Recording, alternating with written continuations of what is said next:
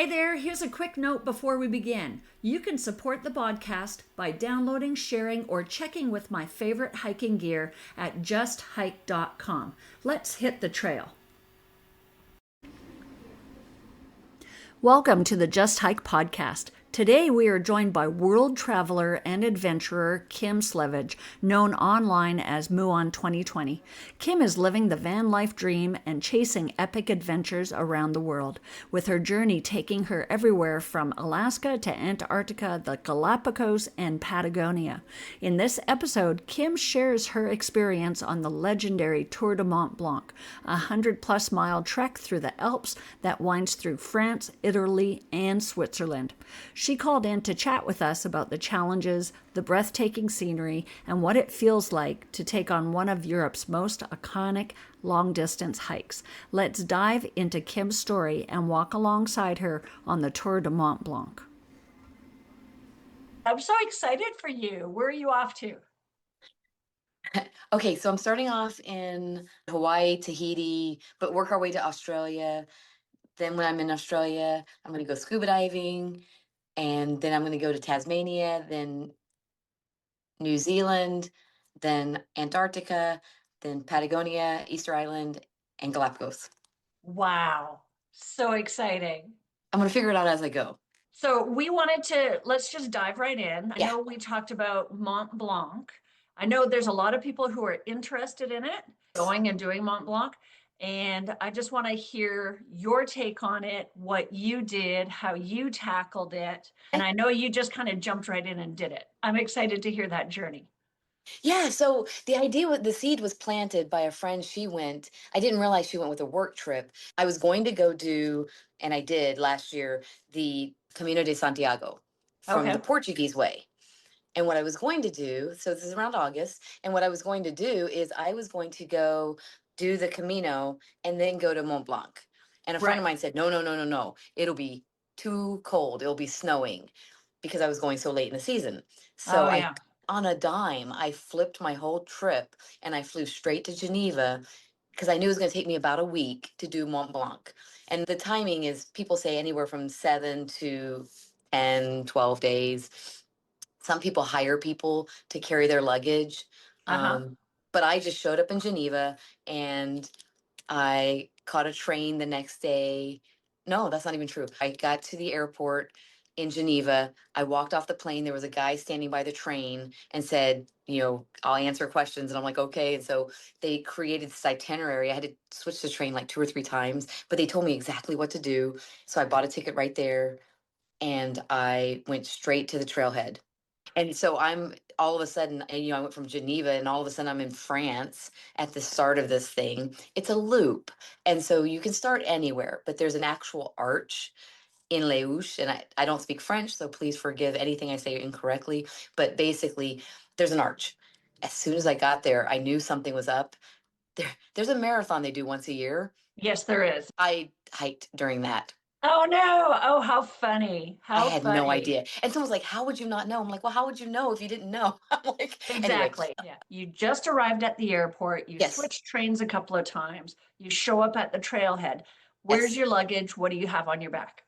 So since I'm doing a Camino, Uh-huh. I'm not carrying much. Most people don't even carry a tent for their Camino, but I have a backpack and everything fit in my backpack. However, I had things I didn't need for this hike. So when I arrived in Les Houches, I found a hotel that would store for, I think, $5 US dollars, my extra stuff. So what that meant is when I finished my hike, I would then go pick it up. Yes. And then I found my way to Portugal. God. Now, So if you I were doing arrived. something else, let's say I was doing a cruise or something after that, then I could have had significant luggage. It would have still cost the same. Right. So, Okay. so you can $5 store were your able to- luggage. Yeah, you found a hotel who was able to store your luggage for you. Yes. Perfect. Okay. But I was All right. packing very light. Yes. So what do you do next? So you All right. arrive. I arrive and I'm feeling good, even though because I sleep on planes and trains and I don't care. So I'm rested. So I arrived in Geneva at 12:30 for a timeline, and it took me about 3.5 hours to get to the beginning of the TMB. So Tour de Mont Blanc. Yes. So I walked through the arch around 3-ish. I hiked for a while, and I finished at 9 p.m. that first night, and I stayed at a campground, an actual official, set up my tent.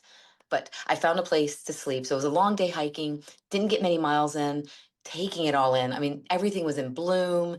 This was like the end of August. It was gorgeous. It was the prettiest thing you've ever seen in your life. Mountains, glaciers, cows with bells on them. I mean, it was just like the whole package.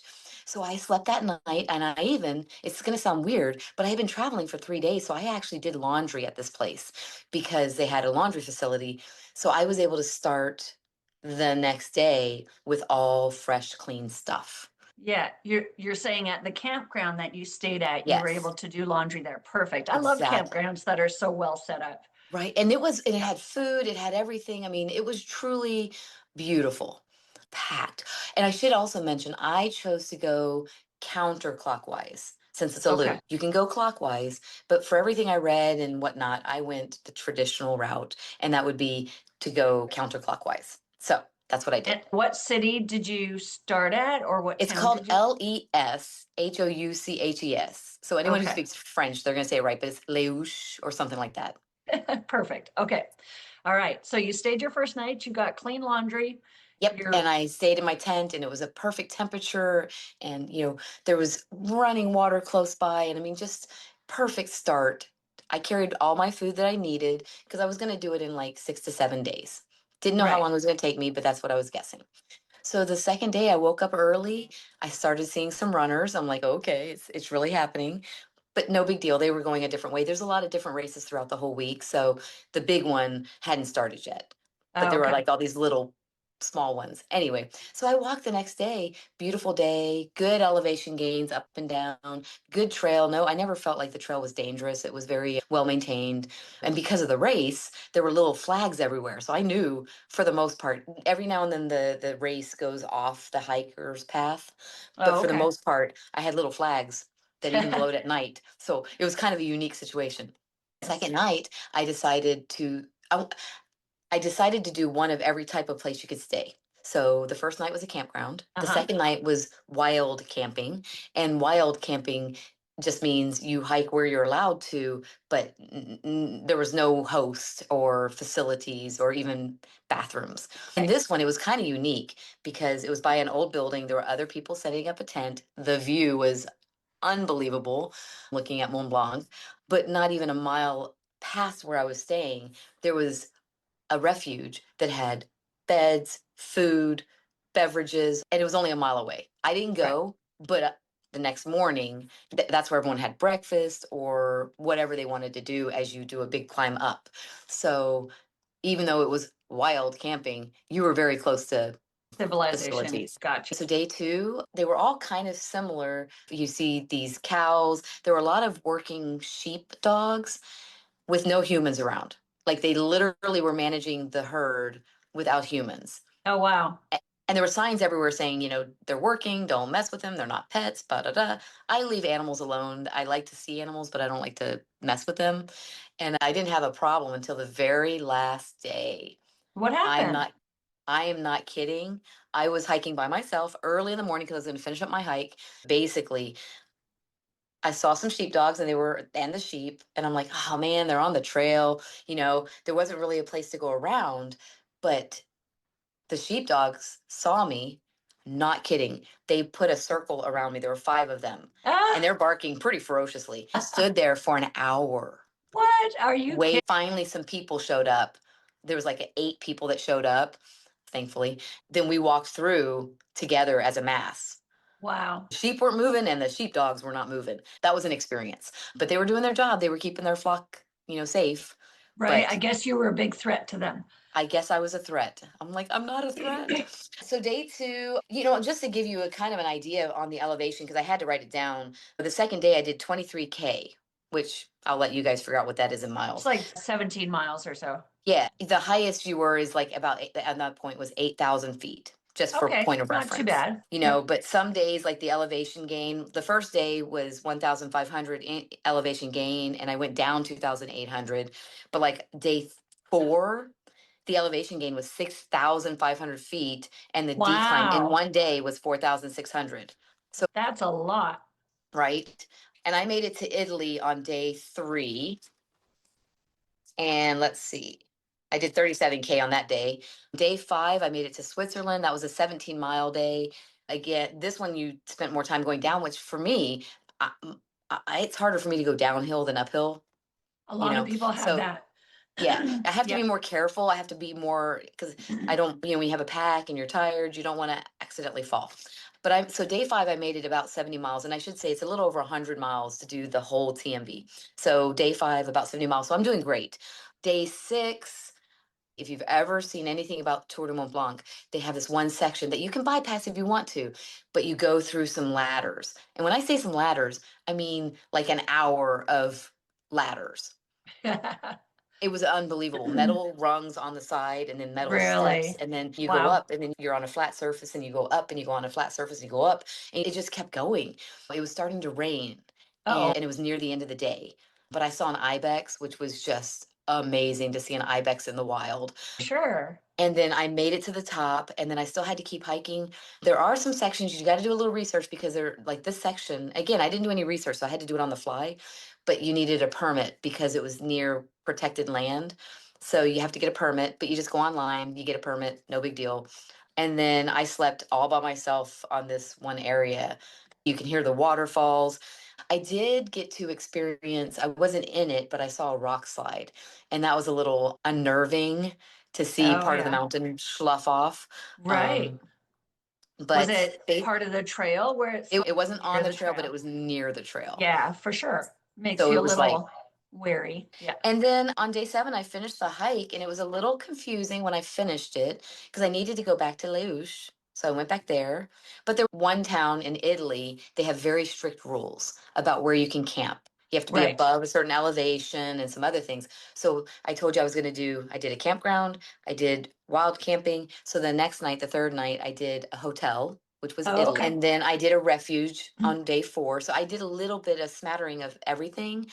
And then I did one, I'm going to call it different. It was still wild camping, but it was in the woods and nobody was around. And it was pretty close to the trail and it was during the race. So all night long, I could hear people running and they were talking because, they've been doing For this. sure. Yeah. What I did in 7 days, one person did in 24 hours. Right. Yeah. That's insane. Yeah. I So, know. But that's what they do. What they do. and they're not carrying a pack and they're running and No. there's refuel stations and Exactly. yeah. So made it all the way around. But when I finished, I got to pick up my luggage.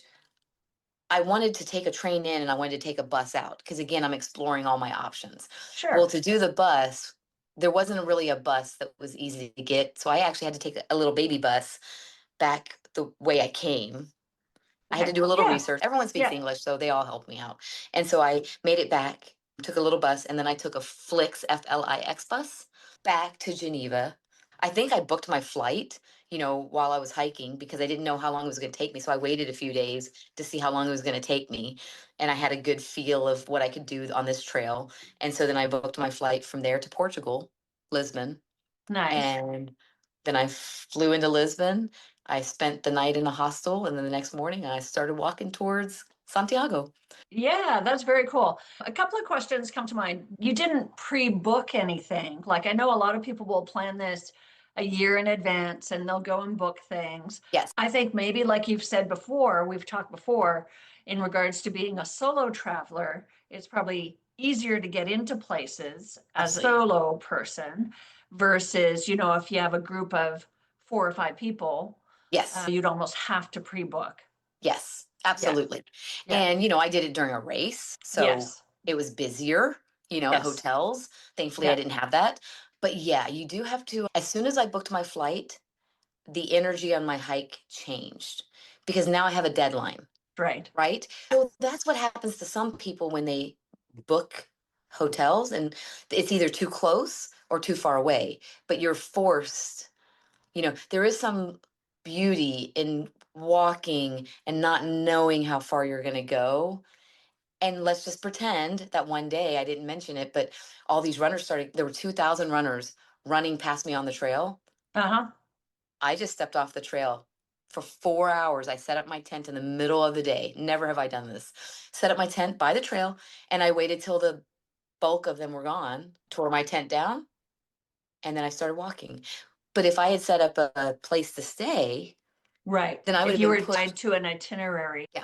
So for me, I like that flexibility because I would have never known. But people who do real research, they would have known that there was a race going on. So, it goes hand in hand. I have to be flexible because of the way I do things. Where someone who's organized, they're used to living by those parameters. So I think it's not as stressful for them. Like it would be more stressful for them to do it my way. Right. That's the I think story, and I'm sticking to everybody, it. right. I think everybody has their own style and what they're Yes. comfortable with. Yes. Like, I love the freedom and flexibility of what you're doing. It almost reminds me of my father-in-law when he goes for his bike rides. Like he has a general destination in mind, Yes. but when he gets there, he gets there. And, like he'll travel from Canada down to Texas, but he'll take like the long way sometimes. You get this feeling you want to go a certain direction or see a certain thing. Like I wasn't sure if I was going to do the ladders because I'll be honest, all the reading that I did, I could not understand the ladders. I could not understand the reroute. I couldn't understand the permit. I was like, it was overwhelming to me. And I just Sure. told myself, when you get there, you'll figure it out. There And you that's what go. I Good for did. you. Yeah. And I talked to a few people, they were standing in front of the line or the sign trying to figure it out too. And we knew weather was coming in. So we took on all these factors like, do we want to try? And it was getting near the end of the day. And I'm like, I made a decision on that moment. Okay, Yes. I'm going for it. Right. But once you Yeah. commit to some of these, you got to commit, And so I had to like get above the ladders, get to flat. I didn't want to be in the open for For the storm. lightning. And so I had to find some kind of place, shelter, refuge.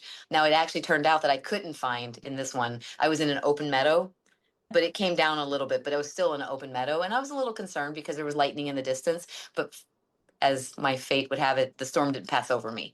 But, Nice. I was in a situation where I ran out of daylight and I had to set up shelter. Right. And it worked out great. There was like a little fire ring that you can't have fires there. So I don't know why there was a fire ring, but you could tell that people had camped there before. So it wasn't, Uh-huh. I try really hard not to set up in new space. You try to Right. go where others have camped before. Yeah. Yeah, definitely a good idea. Now, I know there's some places where you cannot wild camp. You were saying that, I think it was Italy, Italy, especially. Italy especially, you can't wild camp, or you Unless you're have to above be, 7,000 feet up or something like that. They have okay. rules. So Yeah, what some people did, because you meet people that are like-minded, they carry a tent. Because you sure. can do this without a tent. You can totally do this without a tent. So your Okay. pack would be lighter. You could find a way to do it differently. But the people that have a tent, we all kind of group together because you hike at the same pace, kind of. Yeah. Anyway, some of them, they chose, and I stayed in a hotel, which kind of cost money. They chose to take a bus to the higher elevation to a campground. Oh, interesting. Okay. So it can be done. Yeah. They said it was logistically a little challenging. Mine, I walked literally right into a town, got my hotel. It was Right. lovely. Had a huge buffet. Did laundry again because I was in town and I had time. So I went Right. ahead and reset and did laundry. There's more laundry than I've ever done, but I did laundry. It is kind of unique because you are going through towns. So, I had like a real breakfast. I didn't have to carry any food. Like I Oh, should mention really? that. I carried food, but I didn't need to carry any because Really? between the refuges, you could go and just have a hot soup or a meal. Yeah. To the towns, you could eat anywhere. There were 3 ski lodges, one in each country, I think, and they had gondolas. So you could technically take the gondola down, go have lunch or dinner or whatever, take the Uh-huh. gondola back up, and then keep hiking. Oh, Some people would take the yeah. gondola just to miss a section of the steep stuff. One person, they were hiking, but their spouse wasn't. And so the spouse would meet them at these different locations by taking the gondola up and then a bus. So, I mean, when it comes to transportation, you're covered. Yeah. I think it's a great hike.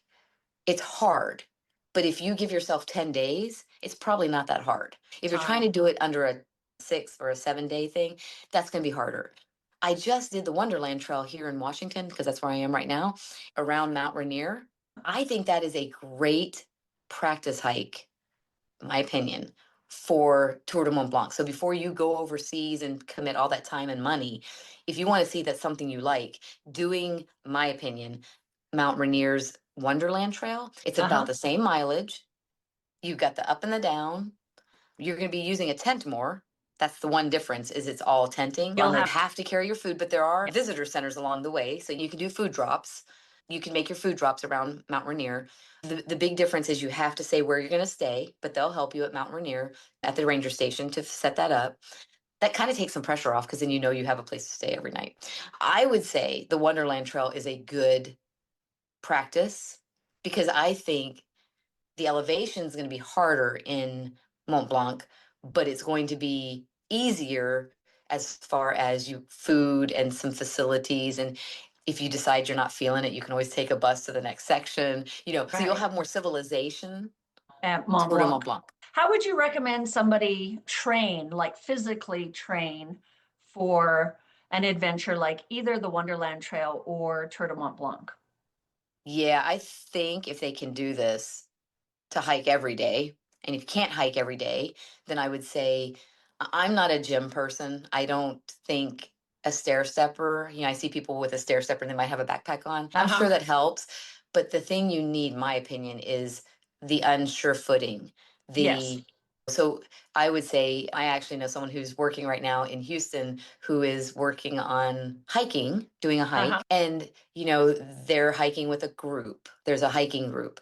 It's going to be on pavement sometimes. It's going to be, but if you can be off of I think the key is, for me at least, build up the ankle strength by being off a sidewalk. Right. Absolutely. I agree. So if with you have a Yeah. trail, even if it's a park, find something that's not, it depends. If you're coming from sea level, it's going to be hard. Like if you're coming from sea level, For sorry. sure. But if you can sneak in those weekend hikes, that's great.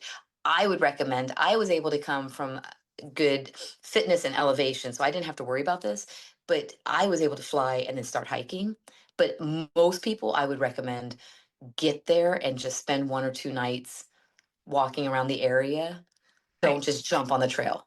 For me, it Gotcha. worked out great. Yeah. But for most people, I would think give yourself some time to enjoy the beautiful town, meet the people, but then you can in other words, I would spend more time around the mountain than I did. I just wanted to get to the Camino because I was meeting a friend on October 1st. So I wanted to get to Portugal to start walking. I had 600 kilometers to go to meet a friend. So I had a little kind of a deadline. It was no problem. I was like a week early, but I wanted to be safe. For sure. Now, do you take, other than, getting there a day or two early and helping yourself acclimate to the area, do you do anything else for elevation? Like I know some people will take like different medications or there's different altitude things that you can get over the counter. I was talking to somebody, I know one person, they swear by like beet juice. Okay, Have you ever these are heard of good. anything like that? Okay, so I'm going to start off with on this hike. Uh-huh. My home that I don't live in, but my home in New Mexico is at 7,000 feet. Okay. So you're 8,000 is already, yeah, not that big of a deal for me. sure. I think the key ingredient when people think they're altitude sickness, I think sometimes they're dehydrated. Yes. Even if they're agree. drinking water, they're drinking other things and they're eating things that are making them dehydrated. When I went to Peru, Uh-huh. I did not understand. They do a thing, they chew on something. Yeah, it's the coca leaves. That's right. Yes.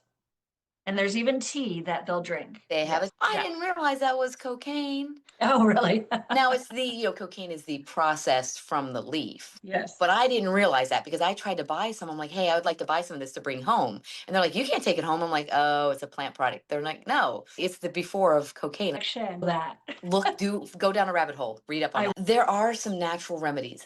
I like ginger. Why? It has nothing to do with elevation, but it's something I eat on a hike, and I eat a prune a day, but I don't take medicine. Why? My body doesn't know what to do with it. My body never responds the way it's supposed to with medicine, so I don't worry about it. We were talking about high elevation like Mount Kilimanjaro, Mhm. there is a trick where if you're having trouble with elevation, then let's say you get to your campsite and there's more elevation to be gained, then that night, get rid of all your stuff, hike up, change your elevation higher, stay there for about 30 minutes, and then come back down and sleep at a lower elevation. That's what they Yes. recommend. That's what I did on Absolutely. Mount Kilimanjaro. Didn't Yep. need to do it on this hike. I'm coming from around this elevation, so it's no big deal. But you're coming from Florida Houston, coming Uh-huh. from low elevation, then yeah, give yourself time to acclimate a little bit to it. And then honestly, just slow your pace, slow your roll. Make your pack Absolutely. as light as possible. Drink Mhm. water. I didn't carry a lot of water because there was water everywhere. It kept my pack down, but I carried a filter. So I filtered water. And then when you come to a refuge, they have water. So the point is, you can keep your pack. Water is the heaviest thing for me. This hike is very forgiving when it comes to water. So water was not a problem. My pack was really not that heavy for this hike. Even though I had a tent, sleeping bags, sleep system, it wasn't that heavy. How So do you weigh your bag? Like, do you know approximately how much it weighs? Or I you do, not you only for might know flying. exactly. Yeah, so for flying, I get to weigh it. I Yeah. didn't take everything with me, but my full without water weight, because Uh, on the flight, you empty out your water for the weighing it. It was at 22 pounds when I got to the airport. okay. Nice. That's a nice weight. But remember, when I got to town, I took some stuff out. I probably took 5 pounds out. Then I put water in. So I was sitting around 20 pounds, which is my normal 20 pounds. Gotcha. If you're enjoying this episode of Just Hyke, here's how you can help support the show. First, be sure to follow, download, and share this episode. It helps more adventurers like you and me discover the podcast and helps keep this journey going strong. And if you're gearing up for your next hike or just curious about my favorite outdoor gear, be sure to check out my Amazon affiliate page. I've listed all the items I actually use, from hiking shoes to trail snacks. You'll find them at justhyke.com. Every purchase through the link helps support the podcast at no extra cost to you. Thanks again for being here with me on the trail. Let's go back to our show. Now, let me ask you this. For the flight, Yes. what do you wear on your feet? Are you wearing your hiking boots? And I wear Okay. trail runners. Oh, okay. Yeah. So you Yeah. hike mostly in your trail runners? Yes. And I wear, like on the flight, I wore all my hiking clothes. Like Okay. the shoes are the bulkiest. And so I have all my worn weight on. Now, this is an interesting conversation about trekking poles. Yes, I was going to ask you about that too. Trekking poles.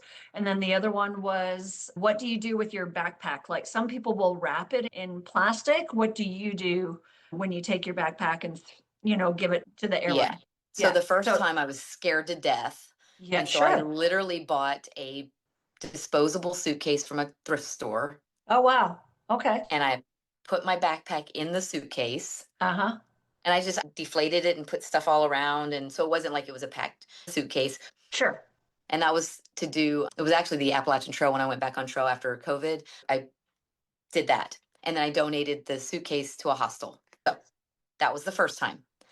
The second time, I was really worried because I was going to check it. And I did the tape thing. Or the saran wrap thing. Everything was in it, and you checked it, and you can check your poles because it's checked luggage. So I did that because I had little straps and things.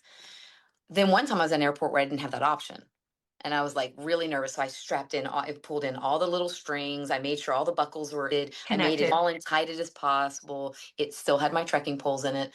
And I checked it, and no problem. They put it in a bucket. It was fine. My bag was fine. Nothing was lost or hurt. Then the next time, because I've done this a lot, one time I wasn't able to check it. Oh, no. I have my trekking poles, Yeah. and they're collapsible. They're the Black Diamond, lightweight. They fold up. They don't even look like trekking poles. So this time they fit on the bottom of my backpack. I put them at the very bottom, even though I checked it. And then I had my tent and all my stuff. I made sure they were at the bottom. I was told, I kind of just lucked out, that if a TSA agent wants to be ornery, they can take your poles. I've Okay. heard that. But I made it, no problem. Good. Then the next time, which was just recent, I'm going to be checking that bag. I'm going to carry it on sometimes. So I hope I don't lose my poles, but I'm prepared. I've had them for a while. So if I lose them, it'll be sad, but I'll live. I wrapped them with my tent poles. So my thinking Oh, I is see. little metal rods are going to be all Yeah. together. Yeah. Clearly, I can't get to it on a flight. So it's not like I can whip them out I'm accepting that.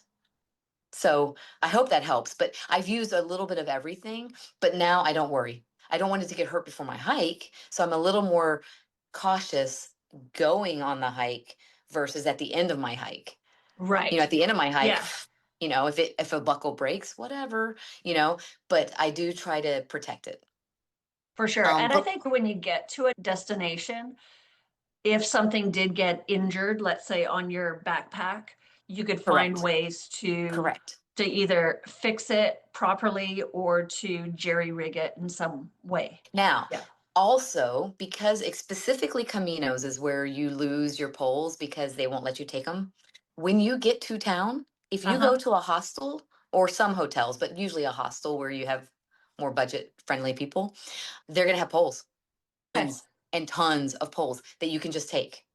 And then what people do is they use them, and then before they fly, they return them. Oh, wow. Okay. Maybe to a different hostel, like Yeah. not the same place. Yeah. You can actually pick up free. And even if you go on one of the little forums, like on Facebook, people will say, hey, I'm leaving my poles here if you need them. Hey, does anyone have any poles? Yeah, come pick mine up. I'm leaving the. So there's a pole exchange usually. But for protecting your backpack, after one of my Caminos, I actually took a cruise. And that was kind of cool because I didn't even check my luggage, right? I carried it on, so there was Oh, no yeah. airplane. Yeah. So that was kind of cool. That was a unique way, but I had to buy more. It wasn't the most frugal thing because I ended up having to buy clothing because I didn't have any clothing for the cruise. So after my Camino, I just had my backpack and stuff. So I needed to buy, nice clothes, Right. nice-ish. I Right. just bought them on the streets of Italy, but Yeah. it was kind of a Well, something yeah. hopefully they have a thrift store in Italy or something. Well, they do, but they called it vintage. Oh no, just Yeah. puts a higher price on it. Now, I will be honest, some of my favorite clothing came from that store. Oh Like, yeah. I bought them to be disposable, but I liked them so much I kept them. But they were more expensive. Oh, Honestly, good. buying off the street vendor, Yeah. it's still it adds up. I gave myself a budget of $100, and I could buy most items for anywhere from $10 to $20. So each piece. And I Yeah. did mix in like black pants, then you could mix and match and make it look like you have a different outfit. So I was able to make it work, you know? Good for you. You seem very go with the flow and make Yes. it work. Yes. Just rely on your self-confidence and your ability to figure things out as you go. Stay Yeah. level headed, Yeah. you know? Things are going to happen, Yeah. and it kind of is how you react to it, you know? For sure. If you're afraid and you're climbing a ladder and you react negatively, you might Mhm. get hurt. But if Right. you are afraid and you stay steady and breathe and get through the situation, you'll be okay, Absolutely. you That's know? such great advice. Yeah. Yeah. And I will give a real example. It's not a hiking one, but it happened in Washington just a week ago. I was walking across a crosswalk. I'm not a big city person. I would much rather deal with a bear than a person. But I'm walking in a crosswalk, and some person, homeless, was walking the other way and just, I don't know why, but reached out and punched me in the face. Oh no, what? I just kept walking. They said something, and they had a wad of money in their hand, and they just kind of punched me. It was the weirdest situation. But the reason I'm mentioning it is I didn't react. I honestly didn't react at all. I was I was like kind of startled, but I just kept walking because it's a crosswalk, right? And I sat in it for a little bit. It was like, why did they do that? Could I have done something differently? Because you want to learn from your mistakes. I was For a sure. little sad that it happened because that's never happened to me before. It was more of the act of it more than the impact of it Right. and the shock. But Yeah. here's the deal. I didn't let it affect the rest of my time in Washington. Good for you. Like, I was walking and I was like, am I upset? I was trying to check in, like, am I mad? Am I scared? I wasn't afraid. I wasn't afraid at all. Right. But here's my point is I could have handled it so differently. I could have been confrontational. I could have, tried to stand my ground. I could have said something I wish I would have regretted later. I didn't. The weirdest thing is I just kept walking. I'm still trying to come to grips kind of with what happened and how I handled it, because it was daylight. I wasn't in a dangerous situation. You know what I'm saying? Like, Right. all these Yeah, things happened. But here's the deal. I think all my hiking helped me handle that situation. for sure. I really didn't Yes. see that person any differently, and I'm not meaning this in a derogatory. I didn't see them any different than an animal. Right. Like, if a rattlesnake decides to be upset with me, I'm not going to try to prove something to that rattlesnake. I'm going to Right. get away. If it's Yes. threatened by me, I'm going to leave the situation. That's kind of how I handled this. That's such I a did. great self-defense. It was kind of interesting because Yeah. my time in the city, Huh? like, you don't ever ask me to do a talk about city life and how to survive because I'm not your person. I can tell you how to live in the woods, but that's not my zone. And so it was kind of funny to be out of my comfort. I found in the city what's safe to walk and what's not. I walk down a street that I'm like, whoa, this is not the same as 2 blocks over. Didn't know that. I assessed the situation and I went back a different way. But that's the same with hiking, right? You think maybe the ladders are a good choice, and then you realize, that's not my way. I should go the other way. Just because you could do it today doesn't mean you can do it tomorrow. Be it your condition, the weather, how heavy your pack is, how long you've been hiking that day. I guess my point is you can't be rigid. You got to be able to change on the fly based on what's going on at that moment. That's my opinion. And it really comes back to the self-reliance, right? Exactly as you just Right. said, and just assessing the situation. And I Right. think that just goes with self-confidence and, believing in yourself and, being able to go with the flow. I agree. Letting go of your ego. Yes. Yeah. Don't try to save face. Don't try to show your, puff up, and be humble. You can have self-confidence and be humble. I think people get confused. You can be confident in your decisions, but still know that you have a lot to learn. Yeah. And We don't know what we don't know. I find the more I learn, the more I realize I don't know anything. It's like you learn something, you're like, wow. I didn't know that. Right. Yeah. And so you just have to assume you're still just learning from the beginning. Just be Right. humble. Yeah. So let me just jump back just a couple of minutes in our conversation. Walking along that crosswalk, right? Yes. Yes. Where that guy punched you. Yes. Or reached out towards your face, whatever. And, thinking back, could you have been more aware of your situation? Because you said, just a couple of blocks over was Right. safer than where you were at in that Yeah. moment. And no fault of yours, we should be able to walk wherever we want to walk, and we're just walking down the street. But like you said, we don't know what we don't know. Right. So do this you is an think interesting, I made a conscious decision about a year ago, but there was a moment when I was doing a through hike, and it was so funny. I was charging my devices inside the gas station, and I wanted to eat, but I didn't want to eat inside the gas station. So I left my devices to charge. I'm sitting outside this gas station. I've been hiking now. I think it's been at least 8 days, no shower, nothing. I'm Gotcha. sitting by a trash can and I'm eating this hiker meal. And I'm smiling at people and nobody is looking at me. They thought you were homeless. They were positive I was homeless. Right. And I was Yeah. like, what is going on? Because I smile and say hi to everyone. And I realized it looked like I was panhandling. Wow. It was a like mind blown experience for me. Because I was like, what is going on? So I But made a decision Yeah. last October, about almost a year ago. I made a decision that I was going to not do that to people that are on the street. Because in Vegas, there's a lot of people on the street that I wanted them to be seen as a person. So I will tell you right now, I saw that person on the crosswalk and I purposely smiled and looked at them. Oh, gotcha. Purposefully. And what's funny is just yesterday, because I'm still in the city, there were people I was seeing them and they would say, hey, have a good day. And I felt like they really appreciated me seeing them. Now, this is my own scenario in my own head. If I cross a crosswalk again, I'd probably make sure I'm out of arm's reach because I just didn't see it coming. So if I had just been one arm length away, I could have still smiled. If they lunged at me, I probably would have been able to duck and cover. But it never even saw that as a possibility. Isn't that interesting? So I did learn, but the question is, will I continue to say hi to people that I see in a rough situation? Yes. Yeah. I'm still going to wish them a good day. I don't want to be that person who, not even walking in fear, because I'm not fearful of that person, but I don't want to also get punched in the face. So I think the way I would handle it is anytime, which I did yesterday, I practiced, but I will be honest, I was walking with someone.